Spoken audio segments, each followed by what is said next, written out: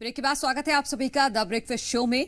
मध्य प्रदेश में चुनाव प्रत्याशियों के ऐलान में पिछड़ी बीजेपी आज दिल्ली में केंद्रीय चुनाव समिति की बैठक करने जा रही है। दोपहर 12 बजे ये महत्वपूर्ण बैठक होने वाली है। बैठक में बीजेपी की 5वीं सूची पर मुहर लग सकती है। आपको बता दें कि कांग्रेस ने जहां 2 सूची में अपने 229 उम्मीदवारों का ऐलान कर दिया है, तो वहीं बीजेपी 4 सूची जारी कर अब तक 136 नामों का ही ऐलान कर पाई है, जिससे जान पड़ता है कि बीजेपी में प्रत्याशियों के नामों को लेकर विमर्श की स्थिति बनी हुई है। अब देखना होगा कि आज बीजेपी कितनी सीटों के प्रत्याशियों के नाम जारी करती है।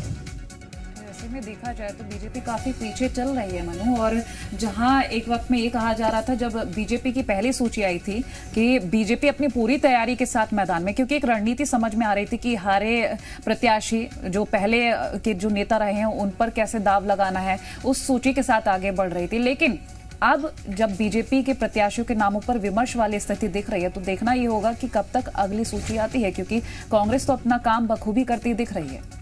बिल्कुल, क्योंकि चौथी सूची में भी सिर्फ एक ही नाम आया था कोमल, और उसके बाद काफी वक्त हो गया है बीच में और लगातार मंथन किया जा रहा है। तो उससे कयास से ही लगाए जा रहे हैं, क्योंकि कुछ सीटें तो हैं ऐसी जहां पर पेच फंसा हुआ है, जहां दावेदार ज्यादा है।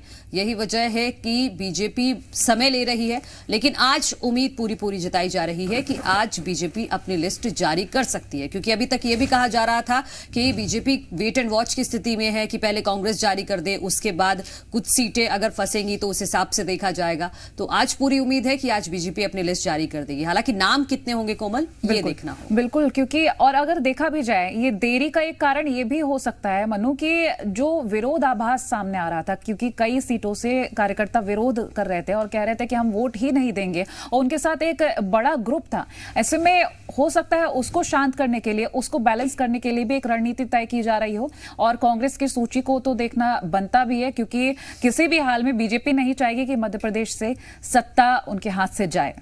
बिल्कुल, उस सत्ता को बरकरार रखने के लिए ही एक लंबा मंथन किया जा रहा है, क्योंकि अभी फिलहाल एंटी इनकम्बेंसी भी झेल रही है शिवराज सरकार, और हमने देखा है कि बहुत सारा विरोध भी झेल रही है। यही वजह है कि बीजेपी लंबा मंथन कर रही है और हो सकता है कि आज लिस्ट सामने आ जाए।